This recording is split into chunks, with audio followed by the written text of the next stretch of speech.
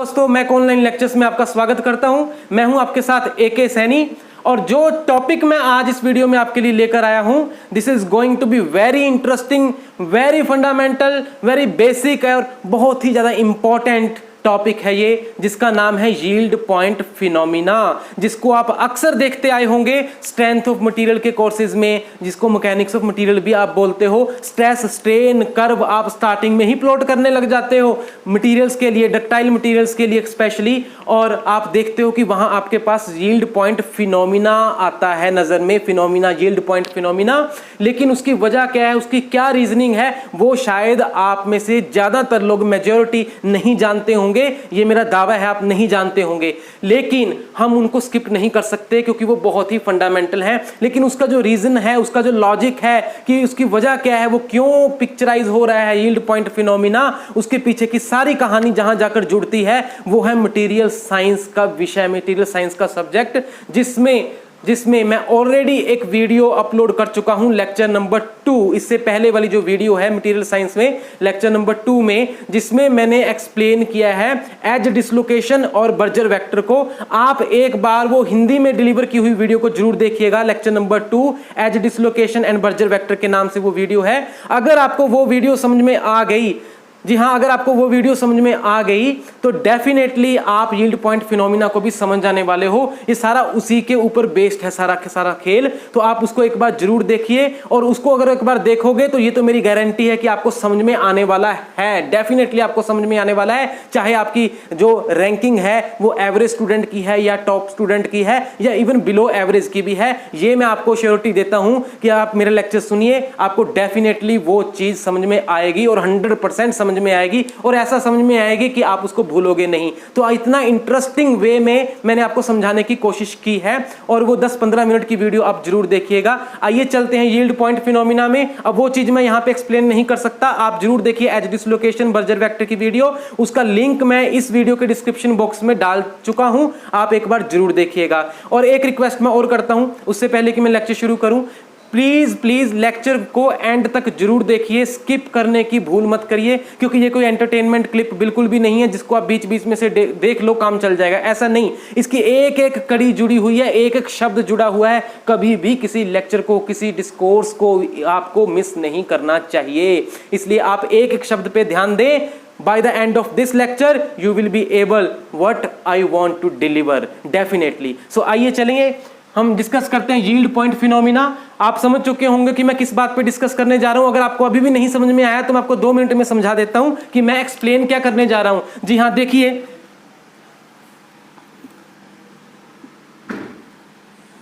हमारे पास stress strain curve होते हैं, स्ट्रेस स्ट्रेन कर्व जो हम मटेरियल्स के लिए ड्रॉ कर लेते हैं, stress strain curve.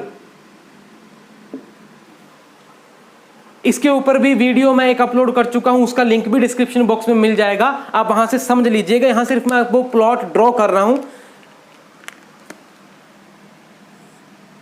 This is point O, suppose here you get point A, थोड़ी ही दूरी पे पॉइंट B, और फिर point C, then there is drop in the stress D, E, फिर कुछ F, और नेक्स्ट पॉइंट G।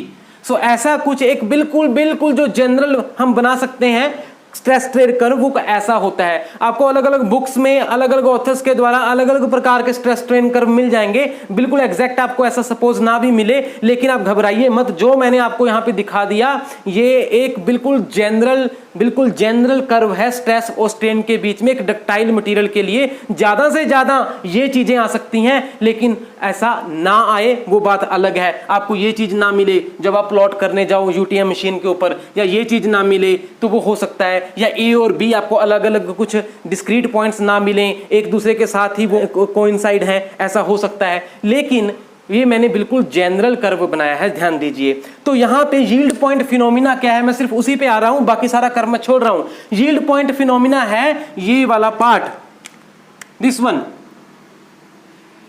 होता क्या है, जब आप मटेरियल के ऊपर लोड अप्लाई कर रहे हो तो मटेरियल में स्ट्रेसेस भी पैदा हो रही हैं और स्ट्रेन भी पैदा हो रही है। You are getting a straight line up to point A where proportionality limit exist, proportionality exist करती है स्ट्रेस और स्ट्रेन के बीच में। फिर ए के बाद कुछ दूरी पे आपको बी पॉइंट मिल जाता है जो हम कहते हैं इलास्टिक रीजन, इलास्टिक लिमिट। मतलब बी से नीचे नीचे इधर को अगर आप लोड अप्लाई करते हो नीचे नीचे के रीजन में तो वो इलास्टिक रीजन के अंदर रहता है। मतलब अगर आपने लोड हटा भी दिया पूरा तो दोबारा से मटेरियल रिस्टोर हो जाएगा अपनी उसी पोजीशन में जहां से वो डिफॉर्म होना शुरू हुआ था। लेकिन अगर आप इस लिमिट को क्रॉस कर चुके हो, बी पॉइंट से आगे जा चुके हो, देन तब क्या होगा, प्लास्टिक रीजन में एंटर कर चुके हो, सारा प्लास्टिक रीजन आगे का। इसका मतलब ये है कि अगर आपने तब लोड हटाया तो मटेरियल में परमानेंट डिफॉर्मेशंस जा चुकी हैं और मटेरियल दोबारा से उस पोजीशन को रिस्टोर नहीं कर पाएगा, उसमें कुछ डिफॉर्मेशंस परमानेंटली रह जाएंगी, रेजिडुअल डिफॉर्मेशंस। तो ये प्लास्टिक रीजन है, ये इलास्टिक रीजन है। अब मैं आपसे एक बात पूछता हूं और उस प्रश्न के साथ मैं यील्ड पॉइंट फिनोमिना में एंटर करने जा रहा हूं। ध्यान से बिल्कुल सुनिएगा।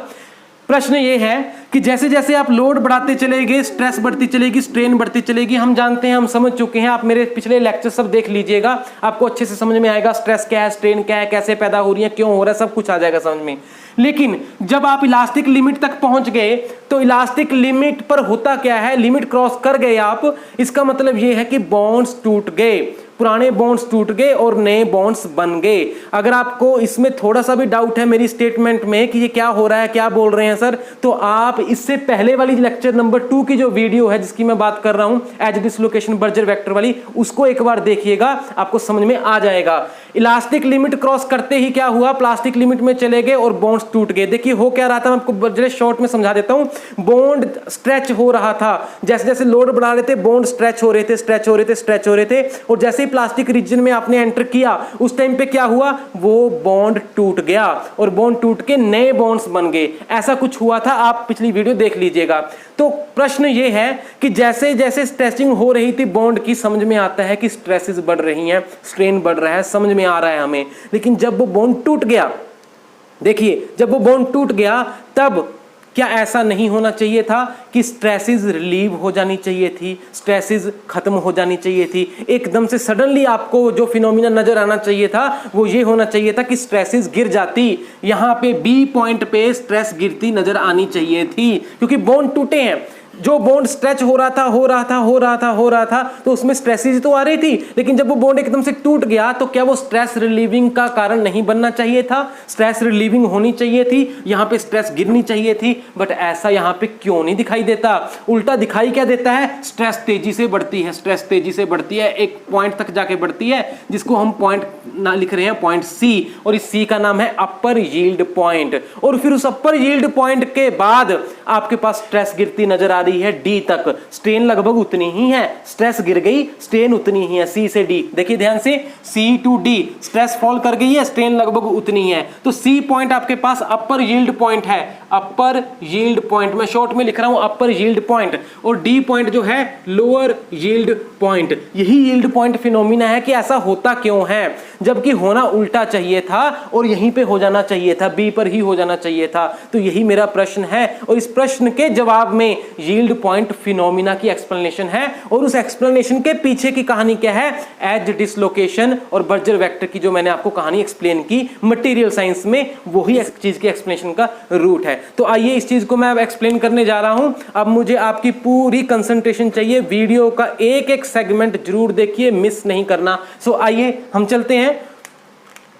देखिए यील्ड पॉइंट फिनोमिना का मतलब सीधा सीधा ये है कि अपर यील्ड पॉइंट आ रहा है, स्ट्रेस गिर रही है, लोअर यील्ड पॉइंट आ रहा है, ऐसा क्यों हो रहा है, यही यील्ड पॉइंट है, ऐसा क्यों हो रहा है, अब मैं आपको बताने जा रहा हूं, ध्यान से सुनिएगा। देखिए मान लीजिए जो मेरे पास माइल्ड स्टील का ही कंपोनेंट है, ये कुछ स्टील का ही ग्रेड है जिसके लिए मैंने ये चीज बनाई है। स्टील का मतलब क्या है, इन जनरल हम लोहा बोल देते हैं कि ये लोहे का पार्ट है, कोई लोहे के तो अलग अलग ग्रेड्स हैं, सब कुछ कुछ परसेंटेज मटेरियल्स में चेंज हो रही है, कंपोनेंट्स की, इंग्रेडिएंट्स की। तो हम क्या करते हैं, हम ये समझते हैं कि वो लोहा ही है, और है भी वो लोहा ही है। 90% इवन मोर देन दैट उसमें क्या है, वो आयरन के ही होस्ट पार्टिकल्स जो है वो आयरन के ही हैं, आयरन के एटम्स हैं। तो ये रहे वो आयरन के एटम्स, देखिए ये रहे वो आयरन के एटम्स, और आयरन के एटम्स अगर लैटिस स्ट्रक्चर में देखें तो कुछ इस तरह से जुड़े हुए हैं आयरन के एटम्स, ये सब आयरन के एटम्स हैं उसकी लैटिस स्ट्रक्चर में, जो इस प्रकार से एक दूसरे के साथ गुंथे हुए हैं, जुड़े हुए हैं। आयरन Fe, केमिकल जो उसका हम सिंबल लिखते हैं Fe होता है, तो ये आयरन के पार्टिकल्स हैं। अब उसमें है क्या, 100% आयरन तो नहीं है। आप कोई भी आयरन का टुकड़ा उठा लीजिए और उसकी जो कॉन्स्टिट्यूएंट्स हैं उसको आप स्टडी करिए, उसको देखिए, कोशिश करिए जानने की उसमें कौन कौन से पार्टिकल्स की क्या क्या परसेंटेज है। हमारे पास मशीन्स हैं, हम जान सकते हैं। तो आपको नजर आता है कि उसमें भाई इतने % उसमें कार्बन है, इतने % मैंगनीज है, इतने % सल्फर है, इतने % ये है, इतने % वो है। आपको कुछ परसेंटेज जो है छोटे छोटे एलिमेंट्स की मिलती है उसमें। तो इसमें होता क्या है, ये इंप्योरिटी यूजुअली रहती हैं और ऐसा कभी भी नहीं होता कि आपके पास 100% प्योर आयरन के ही एटम्स हैं। जो रॉट आयरन होता है, रॉट आयरन जिसको बोलते हैं, उसको हम प्योरेस्ट फॉर्म ऑफ आयरन बोलते हैं, बिल्कुल शुद्ध फॉर्म, वो भी 100% नहीं होता, उसको भी आप 99% मान लीजिए। अब आइए, इसमें होता क्या है, मान लीजिए इसमें कार्बन के पार्टिकल्स हैं, कार्बन के एटम्स हैं, नाइट्रोजन के एटम्स हैं, छोटे छोटे एटम्स भी तो इसमें है कुछ, एक आध 2%। तो वो कहां जाकर रहेंगे, उनके रहने की जगह क्या है, ध्यान से देखिए। वीडियो थोड़ी सी लंबी जरूर हो जाएगी ये, लेकिन आपको समझाने के लिए ये बहुत ज्यादा इंपॉर्टेंट है। छोटी वीडियो का कोई फायदा नहीं है, जितनी डिसकंटिन्यूटी होगी उतना ही आपके लिए वो नुकसानदायक है, इसलिए वीडियो लंबी ही होगी, आप ध्यान से जरा देखिए। ओके, तो इसमें क्या है, ये जो बीच के स्पेस है, आयरन आयरन आयरन आयरन, सारा लैटिस ऐसा ही बना हुआ है, आयरन आयरन आयरन, यही सारा मटेरियल है वो आयरन का ही। लेकिन उसके बीच में जहां जहां उसको जगह मिल रही है वहीं पे वो छोटे छोटे एटम्स जाके रुके हुए हैं। और वो जगह क्या है, वो जगह ये है, ये देखिए, ये वो स्पेस है। ऐसी स्पेस, छोटी छोटी स्पेस आयरन आयरन के एटम्स के बीच में मिल जाएगी, जहां पे वो कार्बन नाइट्रोजन जैसे एलिमेंट्स रहेंगे, आराम से रहने की कोशिश करेंगे। कार्बन नाइट्रोजन ऐसे ऐसे एटम्स वहां पे होंगे, छोटे छोटे एटम्स। लेकिन एक बात यहां पे समझने वाली है, ये जो स्पेस है जहां पे वो रह रहे हैं, इनको हम बोलते हैं इंटरस्टिशियल साइट्स। जी हाँ, इंटरस्टिशियल साइट्स, इंटरस्टिशियल साइट्स और वॉइड्स भी बोलते हो आप, VOIDS, इंटरस्टिशियल साइट्स और इंटरस्टिशियल वॉइड्स।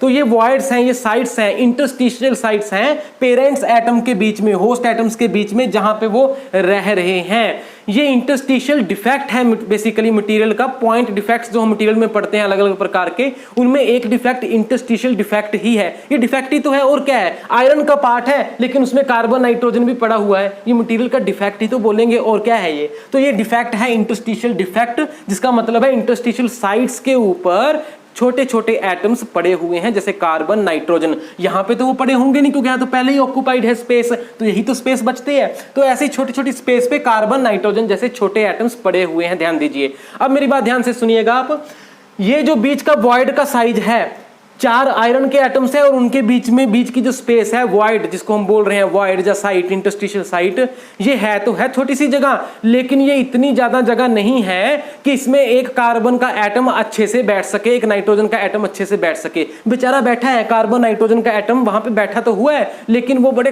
तंग होकर बैठा है, बड़ा कंजस्टेड होकर बैठा है, उसको उतनी स्पेस नहीं मिल रही, बेचारे का गला दब रहा है, उसको सांस नहीं आ रहा, लेकिन वो जाए कहां, उसके पास जगह नहीं है, इसलिए अभी वो यहाँ पे बैठा हुआ है, ये समझिए आप। लेकिन उसका यहां पे गला दब रहा है, उसको सांस नहीं आ रहा, क्योंकि यहां पे उतनी स्पेस नहीं है। कार्बन नाइट्रोजन का एटम अभी थोड़ा सा बड़ा है, जबकि स्पेस वॉइड उससे थोड़ा सा कम है। तो यहां पे हो क्या रहा है, यहां पे वो अनकंफर्टेबल है, यहां पे वो बेचैन है, और इनफैक्ट उसने यहां पे एक स्ट्रेन फील्ड क्रिएट कर रखा है। जी ध्यान दीजिए, स्ट्रेन फील्ड, जिसको मैं कहूंगा compressive strain field, compressive strain field. हर इंटरस्टिशियल साइट के ऊपर जहां जहां कार्बन नाइट्रोजन जैसे एलिमेंट्स पड़े हैं, छोटे एलिमेंट्स, तो वो कंप्रेसिव स्ट्रेन फील्ड क्रिएट कर बैठे हैं यहां पे, क्योंकि इसका एटम का साइज थोड़ा सा बड़ा है जबकि स्पेस कम है, तो तंग होकर वहां पे वो बैठा है। और जब वो वहां पे तंग होकर बैठा है तो उसकी पहली कोशिश क्या है, पहली कोशिश है उसका सर्वाइवल, जो हर किसी का जीने का अधिकार है। तो वो क्या चाह रहा है, वो चाह रहा है कि मुझे हल्की सी स्पेस मिले और मैं यहां से फरार हो जाऊं, यहां से भाग जाऊं, और जहां पे मुझे सांस मिल सके, आराम से मैं रह सकूं, मैं वहां जाके रह लूं, प्यार से रह लूं। तो क्या पूरे लैटिस में उसको ऐसी जगह मिल जाएगी, पूरे लैटिस में ऐसी उसको कंफर्टेबल जगह मिल जाएगी, यहां से कंफर्टेबल होकर जहां पे वो रह सके, थोड़ा खुले में जी सके? जी हां, ऐसी स्पेस है, ऐसी स्पेस है लैटिस में। और वो कहां है, उस स्पेस का नाम है एज डिसलोकेशन की जहां मैंने वीडियो बनाई थी और मैंने आपको एक्सप्लेन किया था, एक्स्ट्रा हाफ प्लेन मिलता है मटेरियल्स के अंदर। जहां जहां डिसलोकेशन लाइन है, डिसलोकेशन लाइन के ठीक ऊपर एक्स्ट्रा हाफ प्लेन मिलता है। और उस एक्स्ट्रा हाफ प्लेन का मतलब क्या है कि वहां पे जो पूरे एटम्स हैं एक्स्ट्रा हाफ प्लेन में, वो नीचे से कनेक्टेड नहीं है, वो दूसरी तरफ से कनेक्टेड नहीं है। तो ना कनेक्ट होने की वजह से वहां स्पेस है, थोड़ी सी स्पेस है जिसमें वो आराम से जाकर रह सकते हैं। तो ये वहां पे कैसे पहुंचते हैं? ये वहां पहुंचते हैं डिफ्यूजन के थ्रू। जी हां, diffusion is the process by which with passage of time carbon nitrogen जैसे एलिमेंट्स यहां से निकल निकल के मटेरियल के अंदर से होते कहां पहुंच जाएंगे? जहां एक्स्ट्रा हाफ प्लेन्स हैं उनके नीचे जाके बैठ जाएंगे और कुछ रिलीफ महसूस करेंगे, कुछ सांस लेंगे वो वहां पे। तो ध्यान दीजिए, एक्स्ट्रा हाफ प्लेन जिसकी चर्चा मैं ऑलरेडी वीडियो नंबर 2 में, लेक्चर नंबर 2 में कर चुका हूं, आप जरूर देख लीजिए, वहां पे आपको समझ में आएगा कि एक्स्ट्रा हाफ प्लेन क्या होता है। यहां पे मैं आपको थोड़ा सा समझाने की कोशिश करता हूं, दोबारा से देख लीजिए। जैसे ये अलग अलग एटम्स हैं इस तरह से,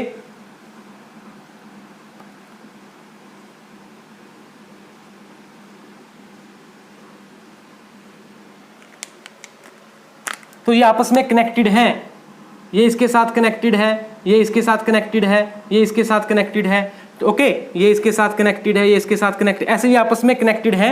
लेकिन ये इसके साथ कनेक्टेड है, ये इसके साथ कनेक्टेड नहीं है, ये यहां पे कनेक्टेड नहीं है। यही एक्स्ट्रा हाफ प्लेन की हम बात करते हैं। ये जो है यहां पे डी लिंक हो चुका है, ये कनेक्ट नहीं हुआ। ऐसा क्यों हुआ, इसका हमने डिटेल में डिस्कशन उसके ऊपर की है लेक्चर नंबर 2 में, उसी में आपको समझ में आएगा। यहां तो मैं सिर्फ आपको इतना बता के आगे बढ़ने वाला हूं कि एक्स्ट्रा हाफ प्लेन मटेरियल में मौजूद है। और कहां पे मौजूद है? डिसलोकेशन लाइन मूव करते करते जहां जाकर रुकी वहीं एक्स्ट्रा हाफ प्लेन मौजूद है। और मैं आपको यहां एक बात बता देता हूं जो मैंने उस वीडियो में आपको नहीं बताई थी, वो ये है कि हर मटेरियल कंपोनेंट के अंदर एक्स्ट्रा हाफ प्लेन्स एक नहीं न जाने कितने पड़े हुए हैं। और इसकी वजह क्या है? इसकी सीधी सी वजह है, वो जो कंपोनेंट बना है न जाने कौन कौन सी मैन्युफैक्चरिंग प्रोसेस से गुजरता हुआ निकल के आया है इंडस्ट्री में से, तो उसके ऊपर न जाने कौन कौन सी लोडिंग एक्ट की है उस पार्ट के ऊपर उसको बनाने में। तो उस लोडिंग की वजह से ही तो डिसलोकेशंस मूव होती हैं, जैसे मैंने पिछले लेक्चर में बताया था।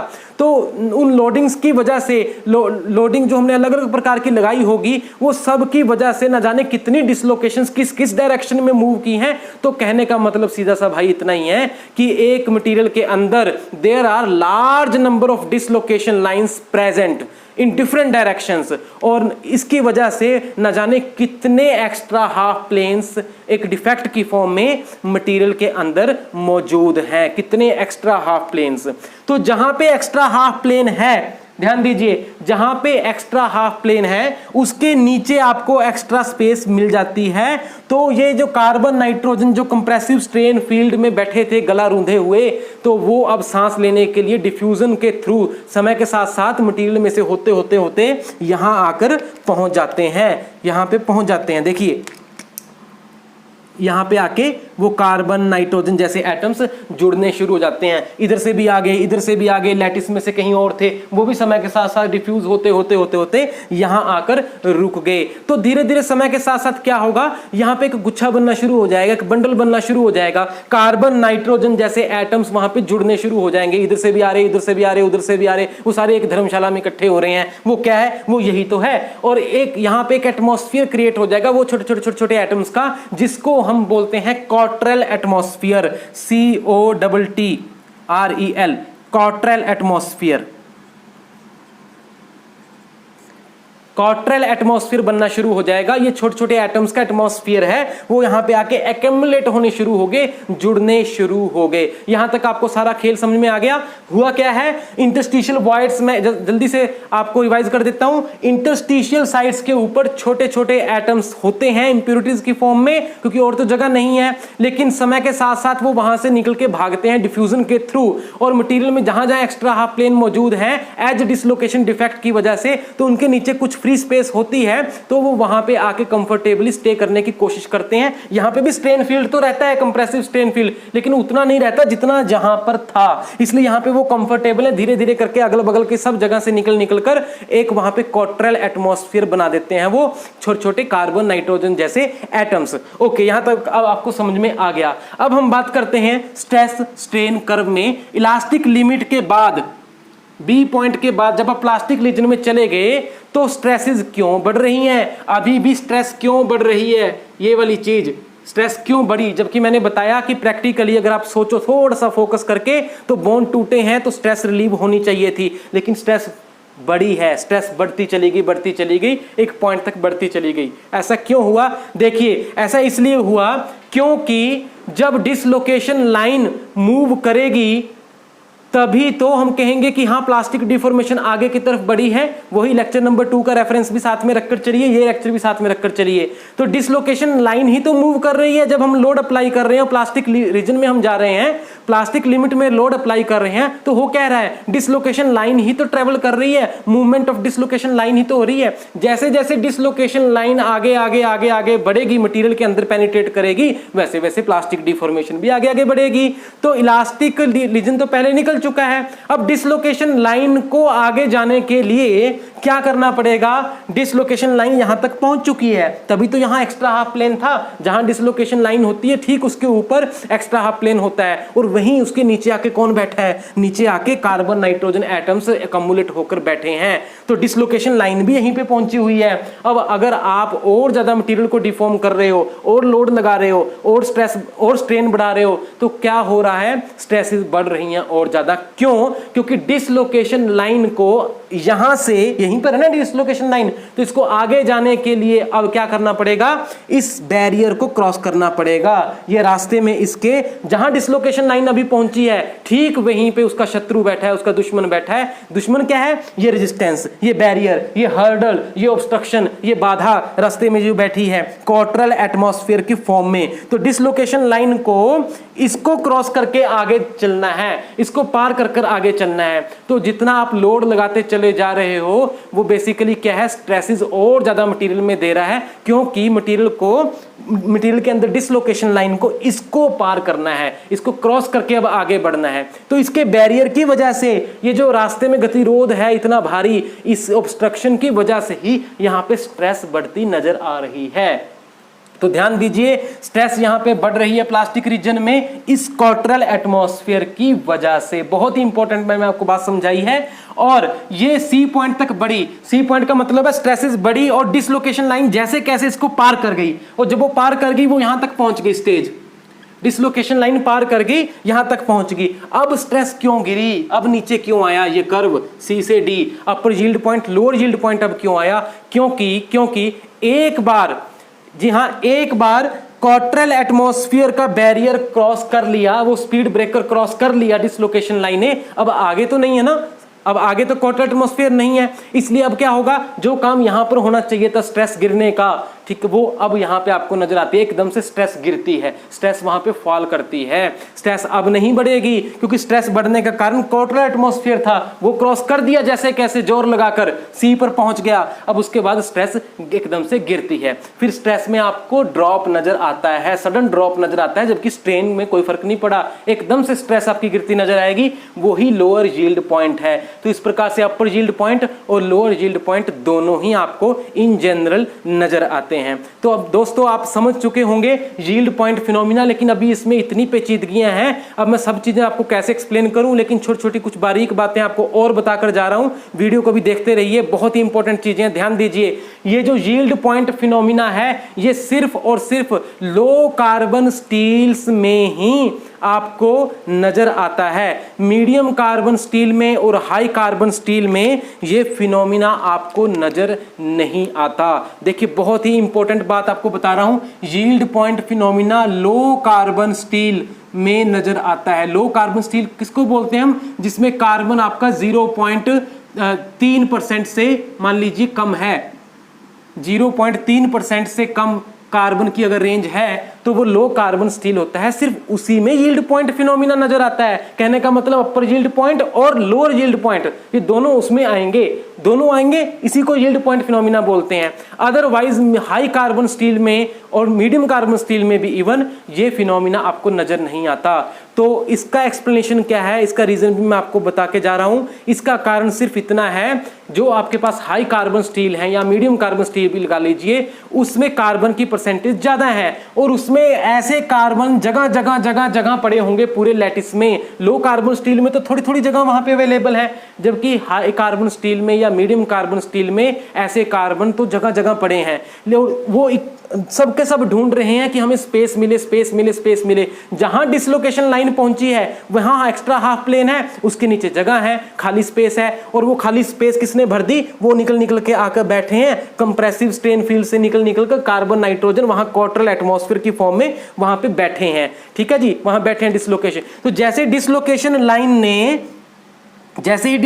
लाइन ने एक बैरियर को क्रॉस किया, मैं हाई कार्बन या मीडियम कार्बन स्टील की बात कर रहा हूं, उसमें जैसे ही डिसलोकेशन लाइन ने जोर लगाकर, देखिए बी से सी, एक क्वार्टरल एटमॉस्फेयर को पार किया, ठीक है, और वो डिसलोकेशन लाइन अगले स्टेप पर पहुंच गई। जी हाँ, अगले स्टेप पर पहुंच गई। तो उस टाइम पे क्या हुआ, जैसे वो अगले स्टेप पर पहुंची है वहां फिर से एक्स्ट्रा हाफ प्लेन क्रिएट हो गया, और एक्स्ट्रा हाफ प्लेन के नीचे स्पेस है, वो खाली स्पेस है। तो क्योंकि पूरे लैटिस में जगह जगह कार्बन नाइट्रोजन पड़े हुए हैं, वो सब भागने की फिराक में हैं, तो वो रश करके भाग के उस जगह पर आकर बैठ जाते हैं डिफ्यूजन के थ्रू, क्योंकि जगह जगह वो कार्बन नाइट्रोजन बिखरे पड़े थे। तो वहां पे फिर से क्वार्टरल एटमॉस्फेयर बन गया। एक एटमॉस्फेयर टूटा नहीं कि दूसरा फिर से खड़ा हो गया। जहां जहां डिसलोकेशन जा रही है वहीं वहीं कोई क्वार्टरल एटमॉस्फेयर बनता चला जा रहा है, नया एटमॉस्फेयर बनता चला जा रहा है। तो उसको पार करने में फिर से जोर लगना है, तो यहां से फिर से स्ट्रेस बढ़ेगी। इनफैक्ट ये ड्रॉप नजर ही नहीं आता उस केस में कि कहीं पे स्ट्रेस गिरेगी, क्योंकि कार्बन की परसेंटेज